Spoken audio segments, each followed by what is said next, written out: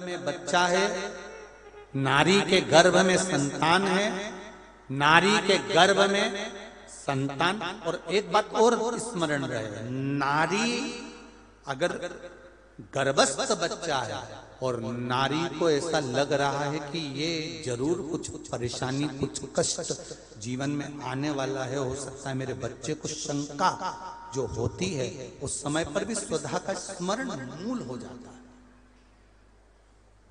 स्वधा का स्मरण मूल हो जाता है। हम तो कहेंगे, कई लोगों ने भ्रम पैदा कर रखा है, कई लोगों ने भ्रम पैदा कर रखा है। कई महाराज लोग कह देते हैं कि जब गर्भ से नारी रहे तब शंकर भगवान को ना छुए, शिवलिंग का स्पर्श ना करे, शंकर जी को छुए नहीं। ना जाने कौन से महाराज ने कह दिया, एक आध बार मिल जाए तो पकड़ के सी और लिया।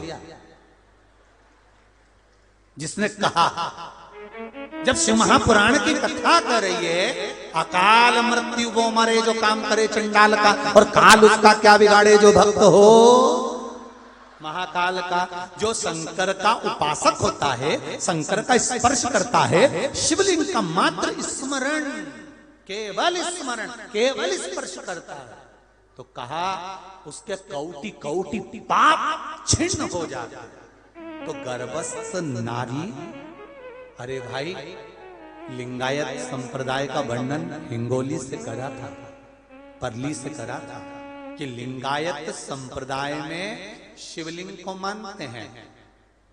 बच्चा गर्भ से जन्म लेता है, मां जब तक बच्चे को दूध नहीं पिलाती, जब तक उसका गुरु मंत्र नहीं हो जाता। उसको लिंगायत संप्रदाय के संत आकर जब तक गुरु मंत्र नहीं दे देते, तब तक नारी उसको दूध तक नहीं पिलाती।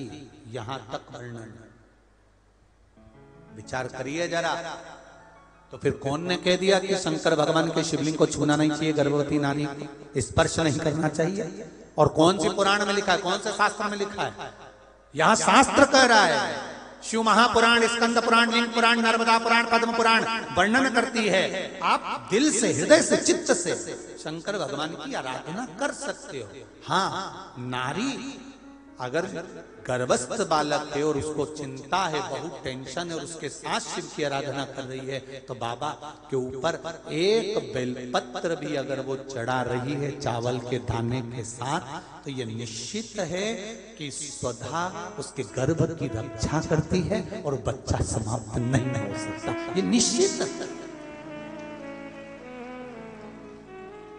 स्वधा तप करी, साधना करी, और तप साधना कर कर स्वधा के सम्मुख में 3 बेटियां प्रकट हो गई हैं। वो 3 बेटी है महाराज, 3 बेटी प्रकट।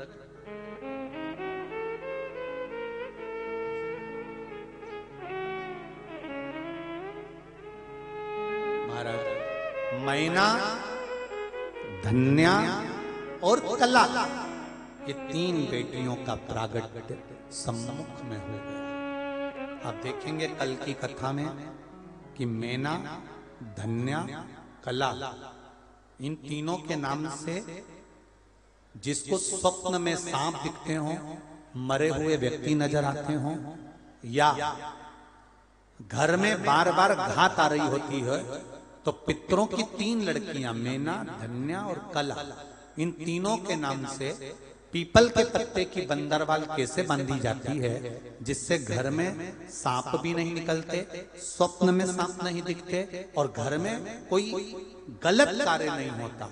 जैसे बच्चे गलत संगत की ओर नहीं जाते, मदिरापान, जुआ, वैश्यावृत्ति, इसकी ओर ना जाएं, वो कथा कल की कथा में लेंगे और पितरों की बेटियों के चरित्र को आगे बढ़ाएंगे।